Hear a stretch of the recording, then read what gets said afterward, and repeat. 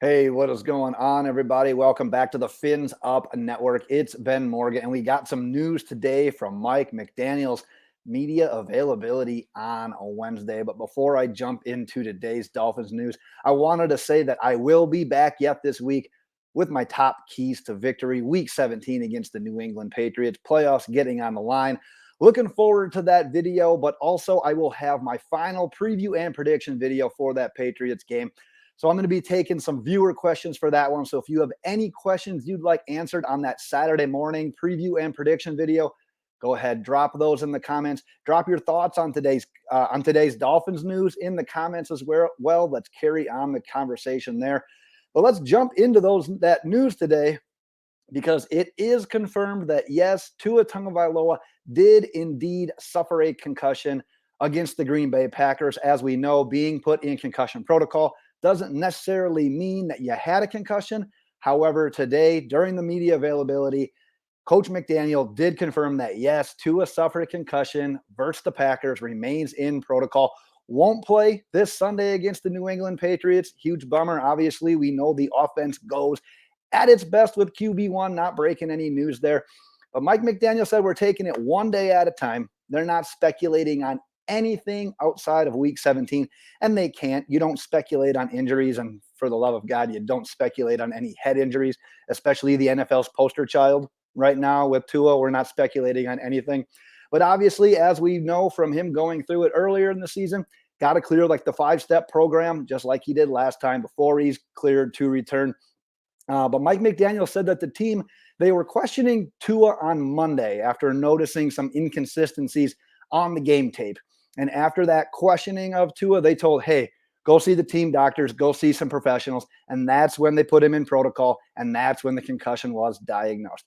So obviously, with him being in protocol, with him not playing, that lines up Teddy Bridgewater to start in that Week 17 game against the Patriots. Now, you look at Teddy, what he's done so far this season. He's technically 0-1 as the team starter because, yes, he does somehow get credit for that loss against the Jets when he played, one play in that game. Regardless, 0-1 as a starter, but he started against the Jets. He came in relief for Skylar Thompson in that game against the Vikings as well. And then he came in for relief of Tua twice this season. He had a brief appearance. If you remember, it was like one quick drive against the Bills in Week 3 when Tua left with the back and head injuries against the Bills. And then he played a good portion of that game against the Bengals when Tua went out with that first diagnosed concussion as well. But he's 37 of 60 passing this year, 522 yards, 3 touchdowns, 3 picks. The bulk of those stats came in that game against the Vikings, 329 yards, 2 touchdowns, 2 interceptions in relief of Skylar Thompson. Because remember, Skylar started that game, and I believe he hit his finger on one of the Vikings helmets in that game. Teddy came back and put up pretty damn good numbers. But what was the downfall in that game?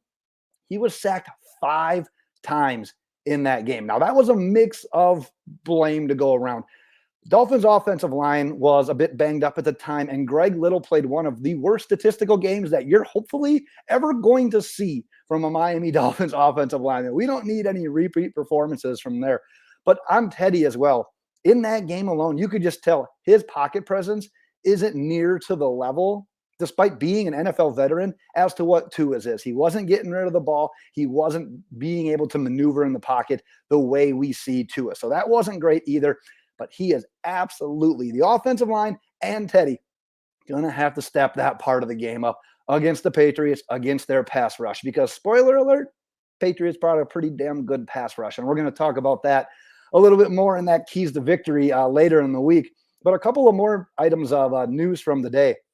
So the Players Association is investigating the handling by the Dolphins in the latest concussion for Tua Tagovailoa. And I don't have much on this. They just made the announcement a little bit ago. How about we launch an investigation on that third-party spotter?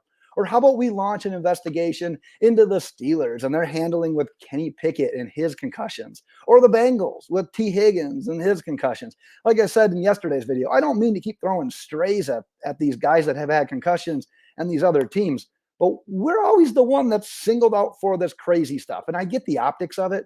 It happened to Tua on a nasty play, primetime audience. He gets put on a stretcher. His fingers do I forgot the technical word for it, but you know what I'm talking about. We are the poster child. We are the poster child team. Tua is the poster child athlete when it comes to these situations. So we're just once again singled out for the negative things that are happening in the NFL.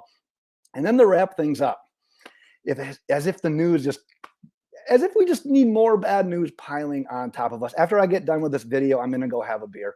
I'm going to see if I can just relax a little bit after this one, because both Bradley Chubb and Alec Ingold also potentially with their status in doubt Sunday against the Patriots as well.